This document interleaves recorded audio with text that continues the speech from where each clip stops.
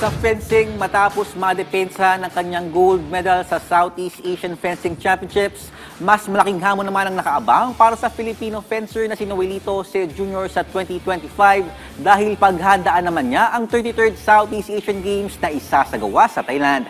Narito ang aking report. Tinuldukan ng Philippine National Fencing Team ang kanilang 2024 season sa pamamagitan ng 15 medal haul sa katatapos na Southeast Asian Fencing Championship sa Kuala Lumpur, Malaysia.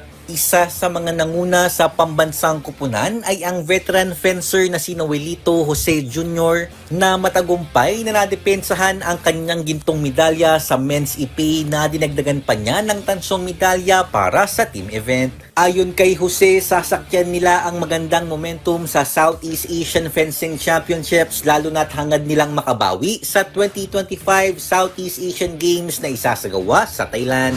Maghahanda talaga kami for next year's SEA Games. Feeling ko meron kami 2 training camp abroad, full team, para makakuha ng mas maraming gold. Kasi last time wala kaming gold sa SEA Games eh. Last year wala kaming gold. So parang kailangan namin mag-perform ng mas maganda next Southeast Asian Games sa Thailand. Kahit naman paparating ang holiday season, hindi naman titigil ang 27-year-old national team athlete sa kanyang ensayo. Anya, bukod sa SEA Games at World Cup, hindi pa rin nawawala ang pangarap niyang makapaglaro sa Olympics. Oo naman, yun yung pinaka-ultimate goal ng ko ngayon, siyempre. Kasi di ako nakapasok sa 2024. Sin plano ko nga din talaga pagbalik this week. Magte-training na rin ako agad sa strength and conditioning ko.